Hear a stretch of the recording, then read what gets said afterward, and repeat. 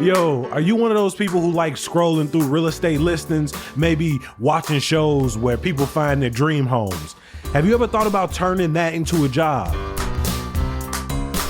Nah, for real, like seriously getting paid for your passion. Well, as a real estate broker, you can have a flexible work schedule. That means you can make money on the real estate stuff, but then use your scrolling time for other things you love. And if you're like, Jacoby, that sounds cool and all, but where do I even start? I got you. Learn how you can get started this summer by visiting realtorsrealestateschool.com/begin.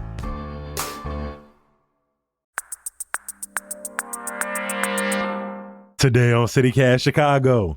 Chicago's longest ever serving alder, Ed Burke, was sentenced to 2 years in prison. 3 Chicago public schools are getting new names this summer, and we hear from our CityCast Chicago listeners. Here with me to break it all down is executive producer Simone Alisea. It's Tuesday, June 25th. I'm Jacoby Cochran, and this is what Chicago's talking about.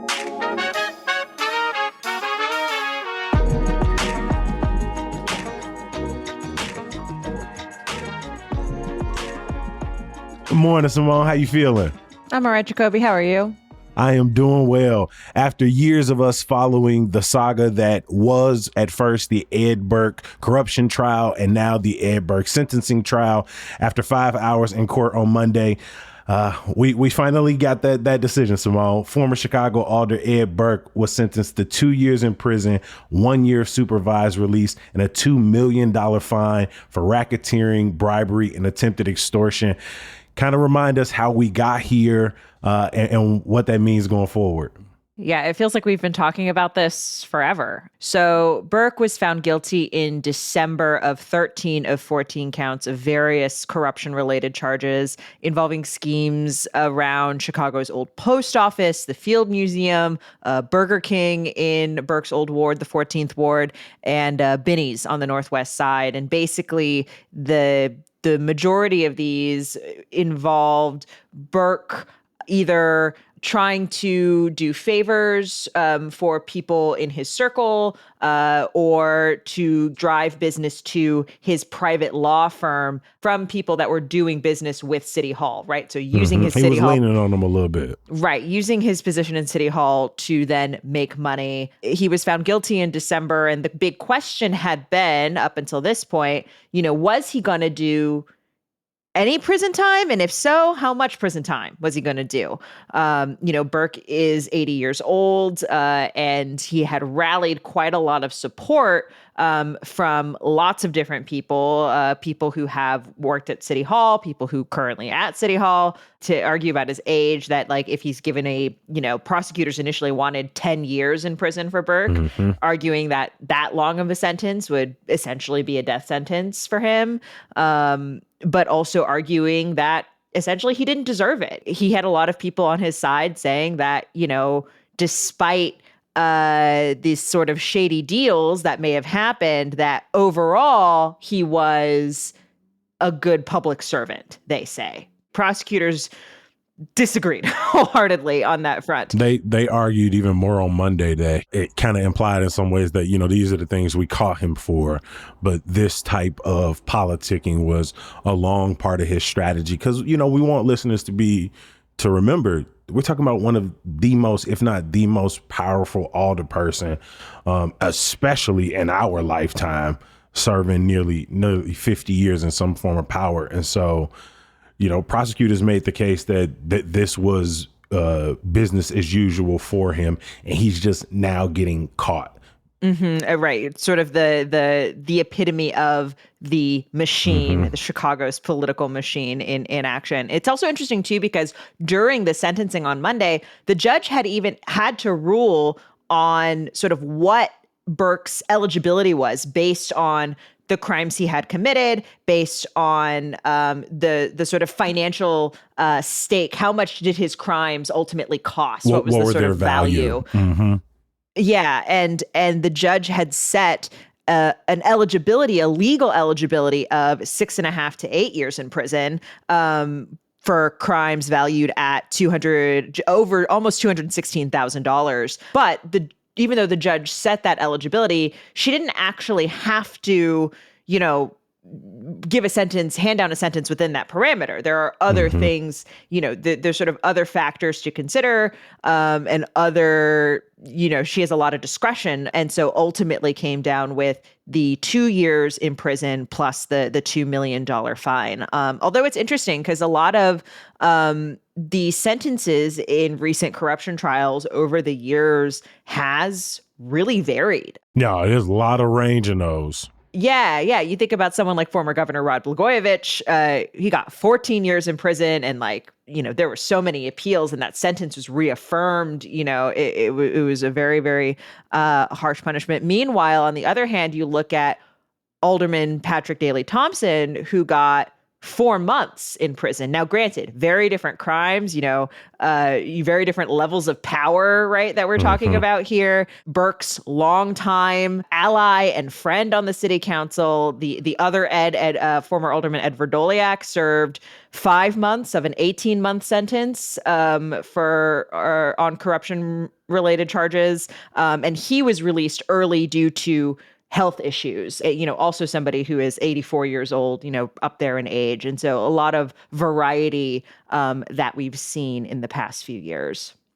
I mean, going forward, speaking of 80-year-olds facing corruption trials, Mike Madigan, right? Mm-hmm. 82 years old right now. His corruption trial is coming up. And I feel like over the years of us having this conversation, we've not only speculated will people be convicted, but like sort of what the punishments will be. And I mean, at this point, I feel like if Mike Madigan is convicted the trial will be in October, but his conviction and sentencing will probably take us well into 2025.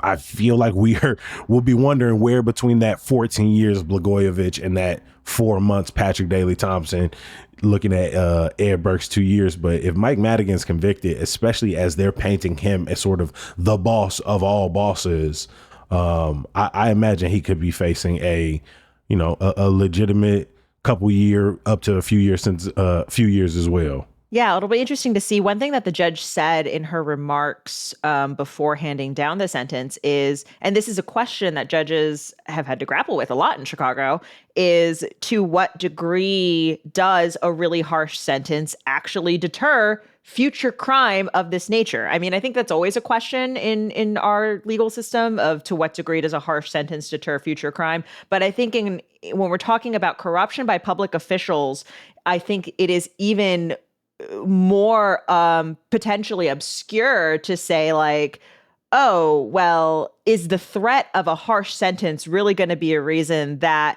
an elected official, a person with power, is going to, maybe, oh, I'm not going to use my power to enrich myself. Others have argued that it's not so much the harsh sentence that will deter that, but more that the likelihood that you'll get caught. If Burke had gotten no prison time, I think there would have been a lot of questions around how that came to be. But there was sort of this like, to what degree does sending an 80-year-old man to prison send a message to people who are in power right now that, hey, corruption is not going to be tolerated? Yeah, I remember having this conversation. At this point, it's probably years ago, and I feel like folks look at them, and particularly Mike Madigan or Ed Burke, and think, "Oh well, I just won't do that. I just Mm-hmm. won't get caught. I just won't get caught in the room with somebody wearing a wire. I'll make sure that I put somebody in between me and my corrupt." And so, what do they say? The next bank robber always thinks they're smarter than the last one, and so. This is tradition, I feel like, for us here in Chicago. So we'll be back here soon enough debating adding yet another person on the list of public officials to be convicted in sentences. Does that do anything? And, I feel like the lineage argues no. Yeah, it's tough to say, right? It is also tough though because we've had so many in recent years, right? This recent batch, especially from that 2018, 2019 like FBI raids, right? When it felt like everybody and their mother was getting raided, right? It was a really big deal. The other kind of wrinkle in that could come out of this, or that at least could change what we see in Madigan's trial in the fall, is we're still waiting on a decision from the U.S. Supreme Court on Snyder versus United States. This is the case out of Portage, Indiana, involving the former mayor there, and it has some implications for corruption trials all over the U.S., but obviously in Chicago as well. And it has to do with the definition of a bribe and when a bribe might be considered a gratuity, and if a gratuity is still illegal in the same way a bribe would be. It's a little bit nuanced, but it has to do with like when the money is actually exchanged, and is there an explicit quid pro quo involved in the money being exchanged there? And part of the reason that Madigan's trial was delayed was to sort of wait for a decision in this Snyder case. And actually, Burke initially had wanted to delay his sentencing as well, to wait, in part because his attorneys wanted to wait for a decision in this case. It didn't happen. The sentencing happened anyway, but it is something else to watch that could add a wrinkle to all of this.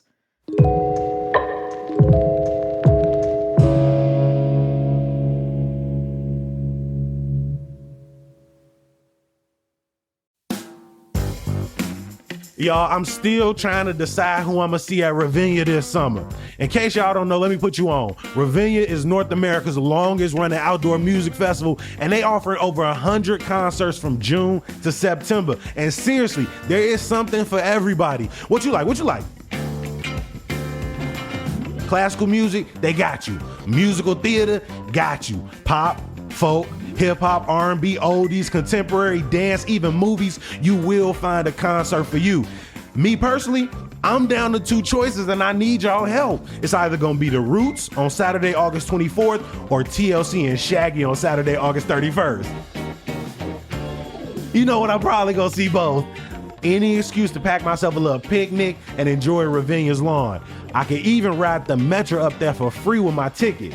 So pick your show and buy your tickets now, only at ravinia.org.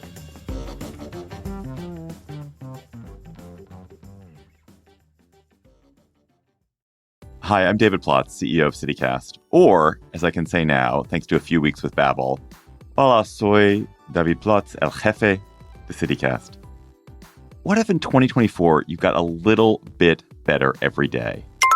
When you're learning a new language with Babbel, that's exactly what you're doing. And if Babbel can help me start speaking a new language in just 3 weeks, imagine what you could do in a full year. I got started with Babbel because I realized that my girlfriend, who's a native Spanish speaker, and my son, who's in AP Spanish, were conspiring against me, or I thought they were conspiring against me in Spanish. I wanted to know what they were talking about. And now, thanks to literally just a few weeks of Babbel, I'm starting to be able to eavesdrop. It is rare that something so fun and simple, and Babbel is super fun and very simple, is also so useful.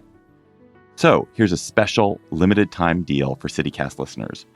Right now, get up to 60% off your Babbel subscription, but only for CityCast listeners at babbel.com/CityCast.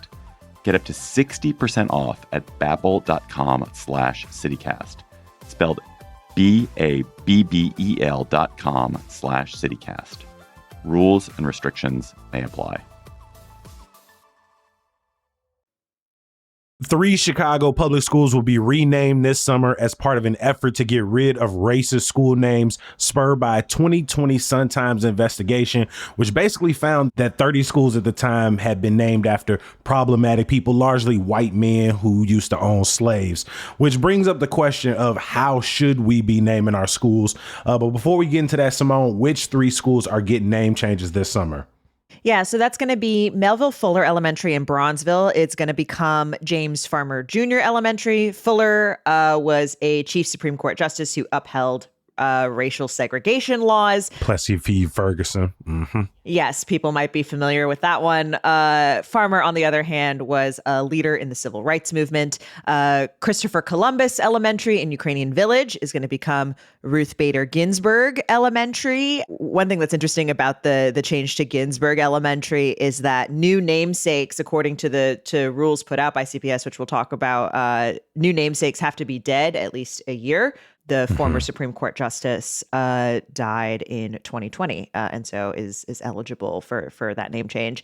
And then the last one is James Monroe Elementary is going to become Logan Square Elementary. Monroe was the 5th president who also enslaved hundreds of people and brought slaves to the White House. And so you can see why folks might want to change the name there.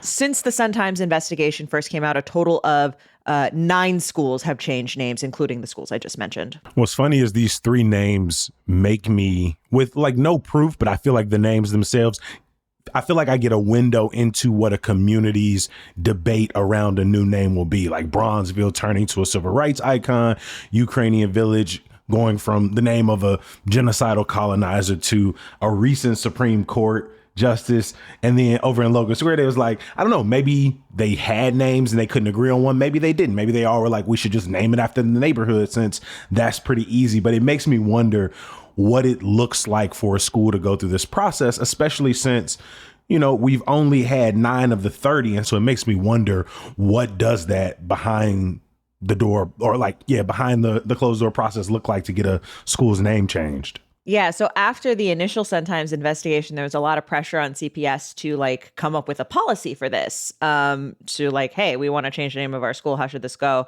That was finally released last year. And, you know, this has to be initiated by, you know, the school's community. They can submit a request. They have to hold meetings that take students' opinions into consideration, draft an equity plan, vote on names, and then it's voted on by the local school councils ultimately. I think why this sort of struck such a chord with people is CPS is a school district that is, the vast majority of students are Black and Latino. The vast majority of students are represented in even greater numbers than in the city itself. And so, you know, to have Black and Latino students attending schools named after slaveholders, named after, you know, documented racists in other contexts, just seemed backwards.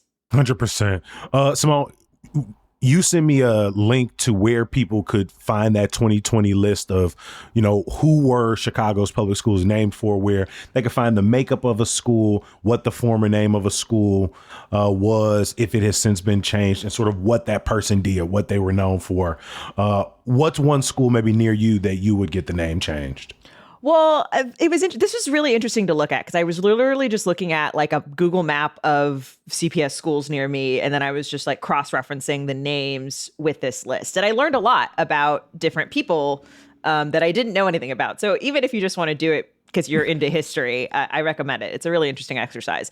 But eventually one that really jumped out at me, because it's another name we've talked about on this show, is Audubon Elementary in Roscoe Village. Audubon, named for James Audubon. You know, people might remember talking about the Audubon Society, which was has now been renamed to the Chicago Bird Alliance. And they, you know, there was also a movement in the birding community in general to, you know, look at the names of birds and start renaming them, because some birds had been named for naturalists who also were problematic in different capacities. And Audubon himself was a slaveholder. And so this was one that jumped out to me because it's a name that's already been talked about and has already been renamed in other contexts. So it's interesting that we have a school that is also named for Audubon here in Roscoe Village. But it was, as I was like thinking about like how should we rename it? I was really struggling with like how to approach it and what to do. I feel like when we talked about renaming schools, you were very much like, go with the basics, like the cross streets or the neighborhood. But when you start to even break down the name of some of our parks, the name of some of our streets, a lot of this stuff is named after some problematic, potentially slave owning white dudes. But at the same time, like I think of like a Washington Park, like I don't know if I could even call that something different. Just even in the same way, it's hard to call the Sears Tower something different. Where do you kind of strike the balance here of like, we got to get rid of some of these jacked up ass names, but also how do we deal with what that means, the fallout of renaming everything is? Yeah. It's interesting. It's a tough exercise, actually. This is to say nothing of, the actual educating that's happening at this school, right? The two things are not related necessarily at all. And so, but it's just sort of an interesting exercise to see like, okay, well, what is it that we want these young children when they wear it on their sweatshirts? What are they wearing on their sweatshirts? What are they saying every day? What are they saying in their school cheers, whatever it is? And so the first thing I went to, as you said, is I was like, okay, what if we just called it the street it's named on, Hoyne Street? Hoyne Street is named for Thomas Hoyne, who was a mayor-elect who was never allowed to take office in Chicago because of it's actually, again, a very interesting story. There's some stuff that happened with Illinois election law, and there was confusion over whether the current mayor had his term extended or not, and like different departments took sides. It was a whole thing. There was a blacks versus greens type situation. It was like the Chicago police backed one guy and other departments backed another guy. And like the courts eventually said that anyway, he could never take office. It was very, very complicated. And I was like, okay, I don't know if that's really, really what we want to go for. I was like, Audubon Elementary is in Roscoe Village. Who is Roscoe Village named for? Very circuitous history, Roscoe Village. It's apparently named for a different town in Pennsylvania. And I was like, oh, is that town named after the English abolitionist? No, that town is named after the wife of somebody who owned coal mines, and Roscoe was her maiden name. So I was like, okay, this is too far removed. I don't know. So then I was like, okay, Audubon, he's known for birding. What if we named it after the state bird? The state bird in Illinois is a cardinal. We're in the middle of Cubs territory in Roscoe Village, so I don't think you could have Cardinal Elementary in Cubs territory. And so I was really struggling to come up with a good name, and then I was like, okay, Audubon is known for it, right? He was a naturalist. He compiled the great book of North American birds.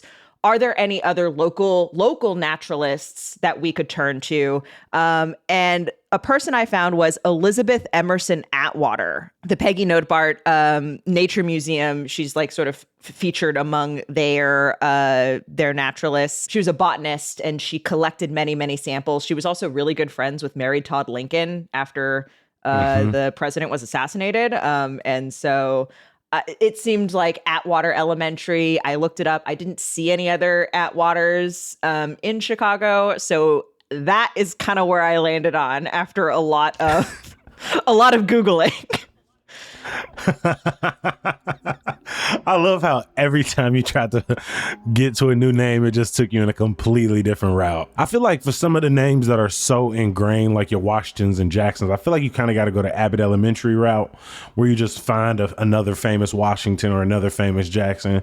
Because in Chicago, we so stubborn about some of our names. But if you go in that link, we'll provide it to you in the show notes, and you want to kind of find the problematic schools, just hit the Control F and put in once owned or traded slaves, and it'll show you which people fall under that category.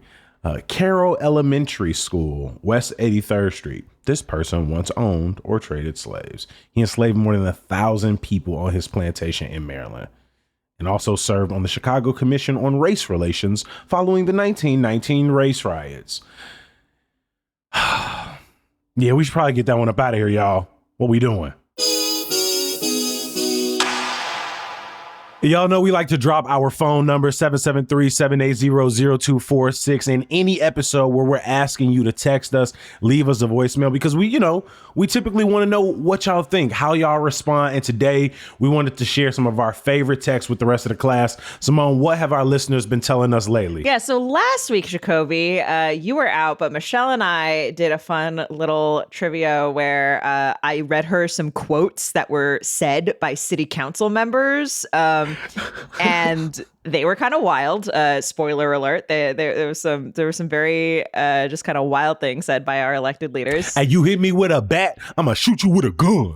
Yeah, that was there's a lot going on. And so if you listen to the very end of that episode, which is why you should always listen to the end of the episode, we had a little blooper talking about if we turned city council into a reality show, what would we name that reality show? And some faithful listeners who listened to the end texted us with some names. So Zane in Lakeview had some suggestions.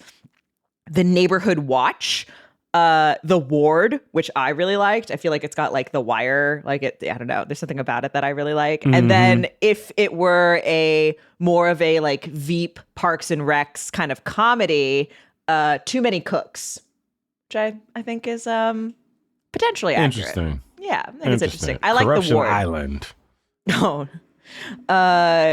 Josh from Logan Square said the real council members of Chicago, which I think is I don't know. I feel like it's clear. I feel like it's to the point. I feel like everyone knows what they're getting into. I don't know. Jacoby, do you have a reality show name for this group of people, this group of 50 people?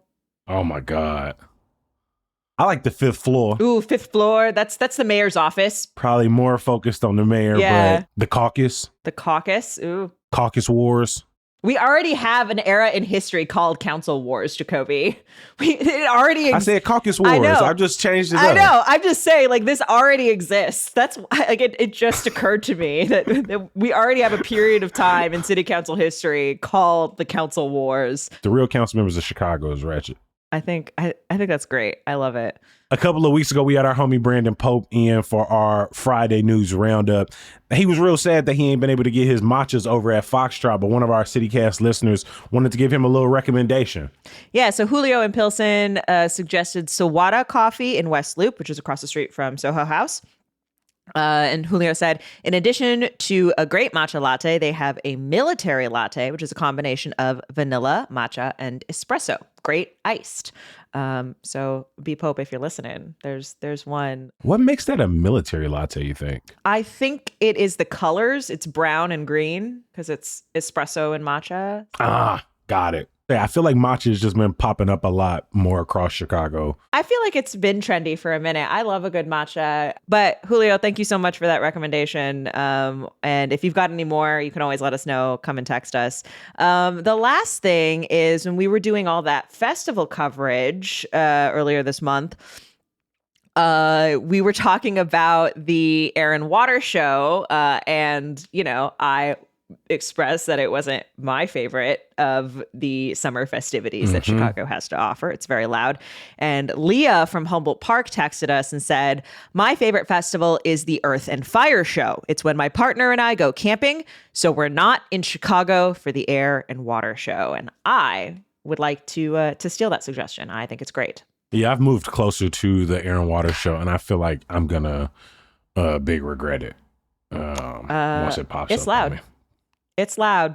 It's really loud. I'm not even that close to it. I'm just close to the lake, which is all it takes. So yeah, as always, any thoughts you have about what we've talked about here or anything else, you can always shoot us a text, 773-780-0246. We typically do respond, even if we don't always read it on the show. I want to give a huge thank you to our executive producer, Simone Alise. I appreciate you making time with us today. Hey, thanks, Jacoby. Before we get out of here, remember, CityCast Chicago does not start and stop at the podcast. Head over to our website, chicago.citycast.fm, for our best food and drink list, our neighborhood guides, our helpful headlines, and you can subscribe for our daily newsletter, Hey Chicago, to get all of these things in your inbox every morning, Monday through Friday, for free.